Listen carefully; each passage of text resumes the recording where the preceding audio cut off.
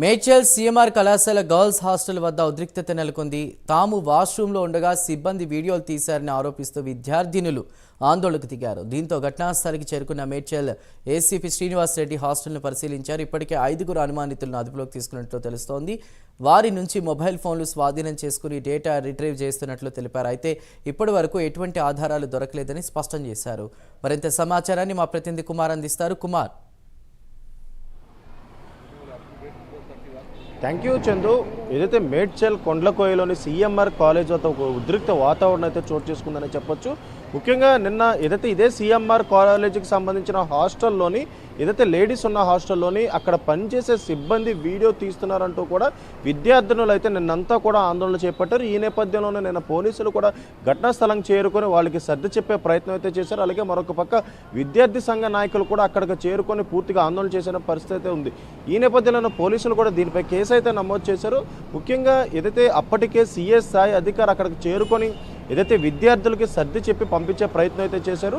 ముఖ్యంగా ఈరోజు మరొకసారి ఏదైతే ఇటు ఏబీవీపీ కావచ్చు, ఇటు ఎన్ఎస్ఐ నాయకులు కావచ్చు, ప్రతి ఒక్కరికి కూడా ఏదైతే అక్కడ సీఎంఆర్ కాలేజ్ దగ్గర చేరుకొని ఉద్రిక్త వాతావరణం అయితే చోటు చేసుకుంది. ఈ నేపథ్యంలోనే ఏసీపీ స్థాయి అధికారి శ్రీనివాస్ రెడ్డి కూడా అక్కడ చేరుకోవడం జరిగింది.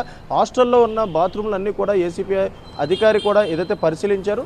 ముఖ్యంగా అక్కడ ఉన్న అనుమానితులు అంటే ముఖ్యంగా అక్కడ పనిచేస్తున్న వ్యక్తులే ఈ పని చేశారంటూ కూడా విద్యార్థులను ఆరోపిస్తున్న నేపథ్యంలోనే అక్కడ కొంతమంది అందరినీ కూడా విచారించిన తర్వాత ఒక 5 అయితే అనుమానితులకు ఉండడంతో కూడా వాళ్ళని అదుపులోకి తీసుకుని వాళ్ళని అయితే విచారిస్తున్నారు. అలాగే మరొక పక్క 12 సెల్ ఫోన్లు కూడా స్వాధీనం చేసుకున్నారు.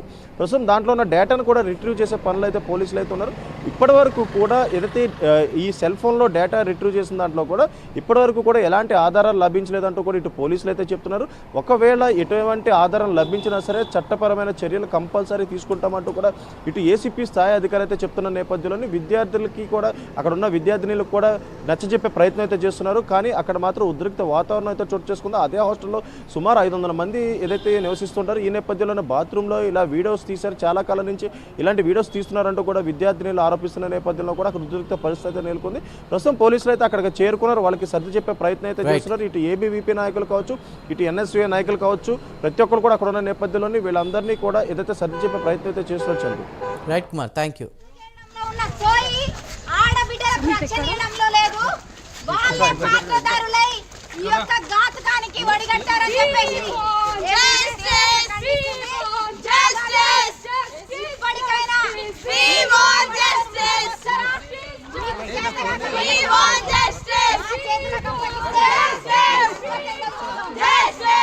కళాశాలలో ఫీజులతో వ్యాపారం చేస్తూ ఇలా ఫీజులో దూకేయడంలో ఉన్న సోయి ఆడబిడ్డలకు రక్షణ